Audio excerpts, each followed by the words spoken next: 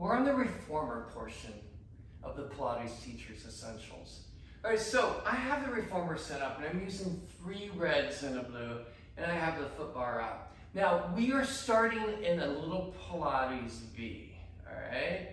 So we have the heels touching and we have the base of the toes on the bar. Now the heels want to drop down. They want to match the gear bar where you put the spring on. I'm going to take a look at the body. I want to see lots of width across the collarbone. I want to see ribs that are organized and closed. And I'm looking at the pelvis. I want to see the right hip, the left hip, and the pubic bone remain down. So the pelvis is looking like this right now. So here's the pelvis. So laying down, it looks like this. So I see the hip bones and the pubic bone create a triangle, an inverted triangle facing the ceiling. Then it's going to take an inhale, and we're going to press into the foot bar and reach the body back. So we go inhale, good, and we exhale, we bring it back in. We go inhale, we press. We go exhale, back in. Let's do 2 more. We go inhale, press, and exhale 1 more. And we go inhale, press, very good, and exhale, back in. Now, what's so cool about footwork on the reformer, if you notice, the reformer is always trying to condense you, compress you down. Ben's fighting against the spring to lengthen his body. He's also got the feet on the bar. And anytime that foot pushes against the bar, is exercising different muscles in the feet. If we take a look at the feet here, we'll notice that we have 60% of the weight between the big toe and second toe, and 40% out through the rest of the foot. Now this structures the foot correctly. Like if the toes were going to talk to the foot bar, the loudest part of the conversation would be between the big toe and second toe, and a little bit more quieter conversation through the rest of the feet. He wants to make contact with that. He wants to feel what's going on. We're working through metatarsals. All right? Now I have Ben's headrest down. I'm going to bring it up this 1 notch a little bit, and this will help soften right here. I usually like to work with headrest down because I like to embrace the natural curve of the neck. But today we're going to bring it up just a little bit so we soften out through the ribs. All right? So again, he has a gentle squeeze of the heels for this. He's going to inhale and he lengthens the body out, and he exhale, he pulls it back in with control. He's going to open the coils of the spring and he closes the coils. He goes 3, good, and slow it down just a little bit, and we go 4, that's it, and back in and in. All right, so Ben is responsible for opening the coils of the spring and closing the coils of the spring. We don't want to ride the springs. We want control. All right, so let's bring the heels up. Let's keep that little V.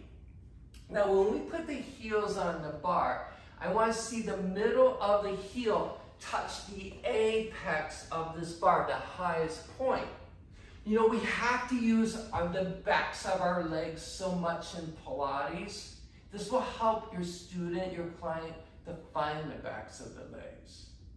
Now, when we start to push the carriage away, the first muscle that contracts is the glute medius.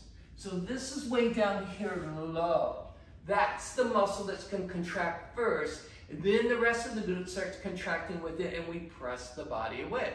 So let's try that. We go inhale, we push out, and we exhale, we're back in.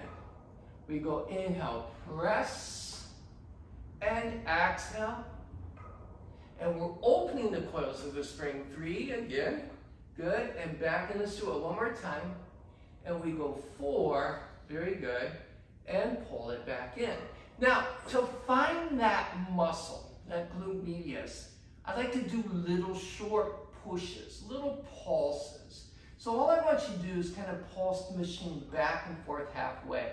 And then I have my clients put their hands on their lower glutes, so like here, this right here, and I want you to feel those muscles. Can you feel those contracting?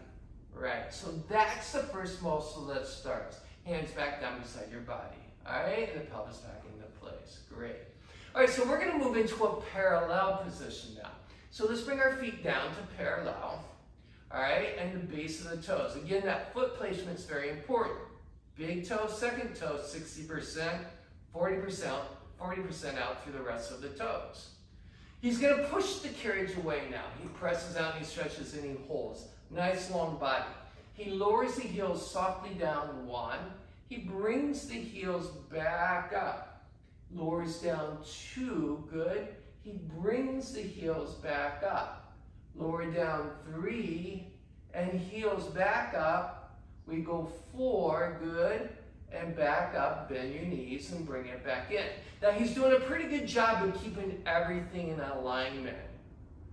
We see the thighs staying up to the ceiling. We don't see any buckling of the knees. He's keeping a good foot placement. Another thing too is when he lowers the heels down, he's lifting out of that torso. He's not sinking back down into that pelvis. He pushes into the floor and he brings those heels up. Now that's important to get in your body, that idea of pushing the toes to bring those heels up, because when we extend our legs out in Pilates, that's the feeling you want. Like your ball of your foot or your sole of your foot is pushing something away. Let's just try 3 more. So go ahead, take your inhale, press out, and then exhale, back in. And now let's press out and let's do a heel drop here. And we lower down and back up and down, good, and back up. One more, nice and controlled. He's closing the coils of the spring and he's opening the coils and he bends the knees and he brings it back in. Now we're gonna go to arches on the bar. We wrap the toes around. All right, so I'm gonna bring your feet down just a little bit. And again, the heels drop down in this position. It's almost like he's gonna take that toe, wrap it around, and bring it back here to the heel, here. Now in this position, he's working all those intrinsic muscles of the foot. He inhales, he pushes the carriage away. And he exhales, he pulls it back in. We're looking at knee alignment. We go press away, and the knees aim right over that second toe. I'm looking at the pelvis. What is the pelvis doing here? The pelvis is absolutely stabilized. And let's do it one more time. We go inhale, good, and we exhale. Excellent. So when Ben is doing his footwork, my eyes are constantly scanning the body in front of me. I'm looking for shoulders to be wide. I'm looking for hands to be reaching down. I'm looking for scapulars to be in the palms of your hand. I'm looking what's going on in the pelvis. Is the pelvis moving? Can my client open the spring and close the spring without moving the pelvis around? I'm looking, where are the knees going? The knees need to go over that second toe. Let's go the heels out to the sides now. So now we've transitioned to a little bit of external rotation. Not a lot. I'm not looking for him to give me a big, hang your legs out into your, as much. I'm not looking for that. All right? He does that every day in class. All right, his ballet class. He doesn't need to do it here. So we're looking for an in-between position. Almost like we're gonna take the knee and line it up with the middle of the shoulder here. He's gonna inhale, he's gonna find those glute medius, and he's gonna press the carriage away. He lengthens the body, he exhales, he brings it back in. And we go, open the coils, and we close the coils. We open the coils, we close the coils. Let's do 2 more. We go open and close, and 1 more. And we go open, very good, and close, and we bring it back in. Now go down to your toes where your heels were. Again, that placement of that foot is so crucial. Big toe, second toe, 6%, 40% out through the rest of the foot. That will structure the ankle absolutely correctly. We inhale, we press the carriage out, 1.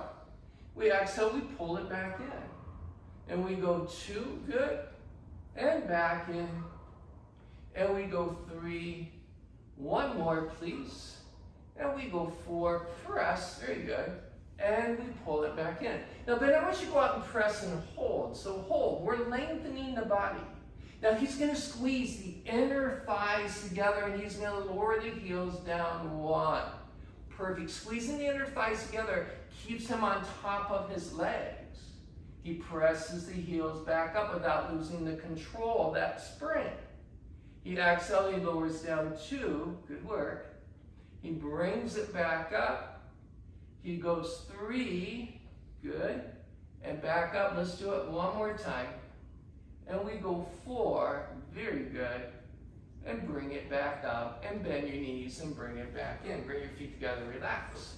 So your takeaway, when we're doing footwork, I'm looking at how the client opens the coils and closes the coils. I'm looking at the alignment of the client, the pelvis. Where are the knees going? What do the feet look like on the bar?